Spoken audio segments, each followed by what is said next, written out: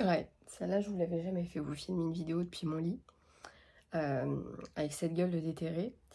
Mais je suis terriblement en retard dans les vidéos, j'ai quasiment pas filmé au mois de juillet parce que je vais bien, hein, tout va bien, je lis un peu, enfin je vais bien aujourd'hui non, mais sinon le reste du mois s'est très bien passé, mais j'avais un peu d'autres priorités dans mon mois et j'ai un peu pris des vacances on va dire vis-à-vis de la chaîne. Du coup j'ai pas mal de vidéos que j'espère prendre le temps de vous filmer un petit peu. Et si je ne voulais pas me foirer sur la vidéo de la pile à lire, il faut que je vous la filme maintenant. Sauf que ça fait quelques jours que je suis en grosse crise d'endométriose et que ça ne va pas du tout. Et voilà, donc là j'ai passé ma journée dans mon lit. J'ai beaucoup hésité, mais je me suis dit, allez, de toute façon, ils ont vu pire les pauvres bougs. Donc c'est parti. Je vais faire très vite de toute façon. Je vais essayer de la monter assez rapidement aussi, que vous ayez quand même un minimum quoi. Voilà, voilà. Et putain, je me suis fait un coup de chaud juste en me levant. C'est infernal. Bref, ce mois d'août, j'ai décidé de le placer sous le signe des auteurs auto-édités puisque comme j'ai acheté pas mal de livres auto-édités quand j'étais au salon où moi j'ai exposé en tant qu'auteur aussi, je me suis dit que ça pouvait être une bonne idée de mettre un petit peu les auteurs auto-édités en avant et de faire un mois complètement placé sous le signe de l'auto-édition.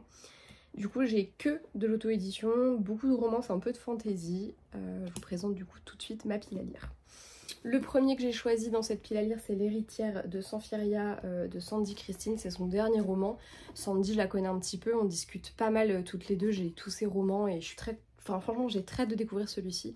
C'est sa première saga, Cœurs royaux, avec du coup un pays un peu imaginaire et complètement tiré de ses pensées.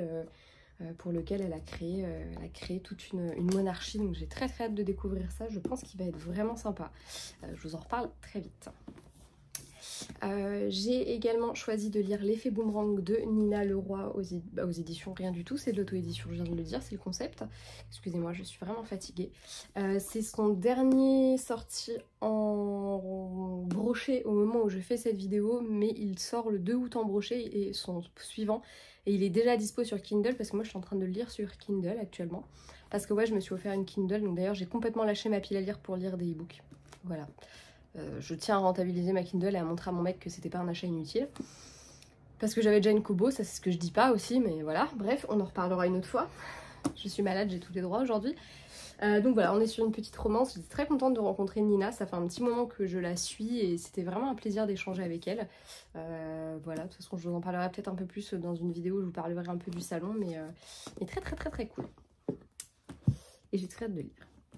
J'ai également l'intention de lire le premier tome de la saga des 4 saisons de Flora Peony, qui était du coup une des organisatrices du salon.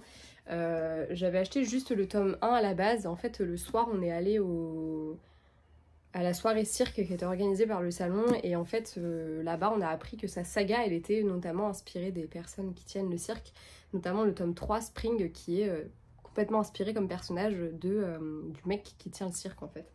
Du coup, ça nous a tellement bluffé cette soirée, on a passé un tellement bon moment que j'ai acheté la saga et que je compte bien lire du coup automne, le premier tome. Et sachez d'ailleurs, n'hésitez surtout pas à y participer parce que Flora prévoit une intégrale. Il y a une, je vous mettrai dans la barre d'infos le petit lien pour la campagne Ulule si vous souhaitez aller participer. Je pense que l'intégrale va être canonissime et si je ne venais pas de dépenser un rein et demi pour m'offrir la saga, je pense que je craquerais. Mais là, n'abusons pas non plus de bonnes choses. En tout cas, j'ai très hâte de découvrir sa plume parce que j'avoue que Flora, je la connaissais juste de nom par rapport à l'organisation de la saga, mais je la connaissais pas. Et il n'y a pas si longtemps que ça, en plus, peu de temps avant le salon, parce que la dame avait un peu déformé le nom, donc sur le moment, j'ai pas capté que c'était d'elle qu'elle parlait et j'ai compris plus tard. J'ai une dame qui était venue me demander cette saga là en fait en magasin, donc en plus une dame d'un certain âge, donc je me dis ah cool, enfin tu sais c'est sympa d'avoir des gens d'un certain âge qui lisent aussi de la romance parce que mine de rien la romance telle qu'on la lit actuellement c'est pas forcément toujours le cas, voilà. Bref, j'ai également acheté Witch Wolf, article 1, on ne se mélange pas, de Laurence Chevalier, Émilie Chevalier et Sienna Pratt.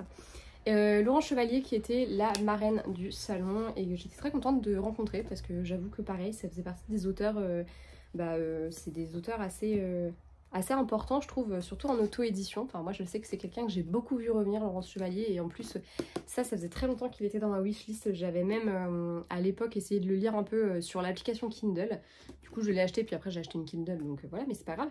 Sachez que j'ai acheté cette Kindle, entre autres, parce que, justement, là, il y a des tomes 1, et je sais que la suite est en Kindle, et je me dis que ce sera l'occasion de lire les suites sans forcément acheter le format papier qui, des fois, coûte cher et prend de la place, alors que le format Kindle...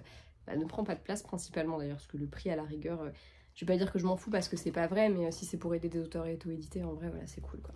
Bref, j'ai très hâte de le découvrir également. J'ai acheté Les 4 héritiers, le tome Inconstance de Magali Santos. Voilà, ça faisait partie des livres que j'avais un peu découvert justement quand on s'est un peu, pas tous suivis, parce que tout le monde n'a pas suivi tout le monde sur tous les auteurs du salon, mais il y en a quelques-uns qui m'ont suivi et que moi j'ai suivi, et Magali en faisait partie. Du coup, j'avais découvert un peu sa saga comme ça, j'en ai lu des très bons avis, on est sur un petit roman en plus. On est un peu dans la même veine du coup que celui-ci, dans le sens où on va suivre des héritiers d'une monarchie qui est fictive, même si là l'histoire est très différente de l'un et de l'autre, mais j'ai quand même très hâte de découvrir cette histoire.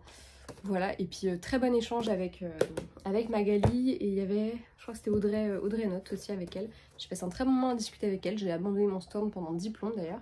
J'ai très hâte de découvrir cette petite chose, et j'ai d'autant plus aimé que les 3/4 des couvertures de Magali, elles sont un peu dans la même veine que les miennes, donc je pense qu'on utilise les mêmes outils. Et c'est bête, mais ça m'a fait un petit truc de me dire, ah bon tu vois... voilà, ce que je fais, c'est pas complètement déconnant et ça sort pas complètement des clous. Bon, après, j'ai eu tellement de compliments sur mes couvertures que je peux difficilement dire qu'elles ne plaisent pas. Ensuite, je compte lire, alors celui-ci, je l'avais déjà dans ma bibliothèque. Je n'ai pas attendu le salon pour l'acheter, mais je l'avais... Attendez, je suis désolée, je suis obligée de l'ouvrir parce qu'il a changé de nom, le livre. Ah, Génie maudit et 1001 nuits de Lucille Chaponnet et Megara Nolan. J'ai lu il n'y a pas si longtemps que ça leur réécriture du coup du Petit Chaperon Rouge, et là on est sur la réécriture d'Aladin. Donc voilà, très hâte. C'était assez fun et assez léger. J'avais vraiment apprécié l'histoire et leurs plumes, donc j'ai très hâte de découvrir celui-ci. En plus, c'est une très belle petite beauté. Pareil, je l'avais déjà avant, et Lucille, elle, je n'ai pas encore eu l'occasion de la rencontrer, mais j'espère vraiment faire un salon où elle sera présente. Je compte enfin, parce que je l'avais déjà mis dans une autre de mes piles à lire, dévorer le tome 2 de La Cité des Sangs Purs. Premier coup de cœur de l'année, c'était le tome 1, donc j'aimerais bien poursuivre et enfin terminer ce tome 2. J'étais pas trop dans le mood la dernière fois que je l'avais commencé, et j'avais pas envie de me gâcher la lecture de quelque chose que je sais que je vais adorer. Donc j'ai très hâte de découvrir ça. De Lucille toujours, décidément c'est un peu la queen de de cette vidéo, puisqu'il y a 3 de ses ouvrages en tout. Je compte lire le premier tome des Princes Vampires. Voilà, la série s'est clôturée il n'y a pas si longtemps que ça, et elle m'intrigue toujours autant.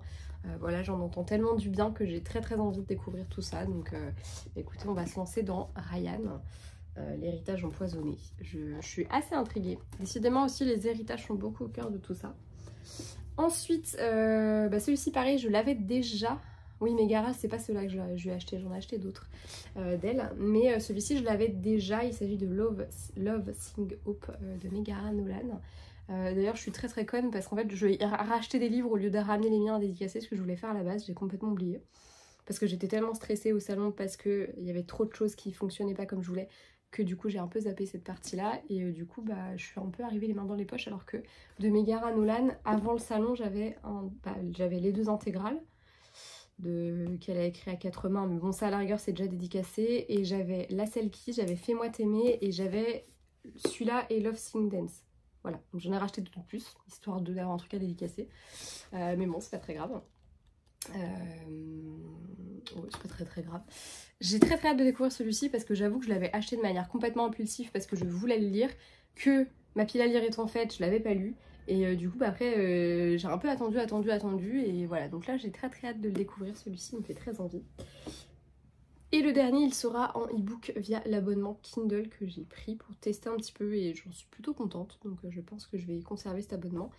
Ça me permettra de lire pas mal d'auteurs auto-édités. J'ai vraiment envie d'aller de plus en plus vers l'auto-édition en termes de lecture, parce que c'est cool de faire marcher un peu les copines aussi et les collègues, donc c'est très cool.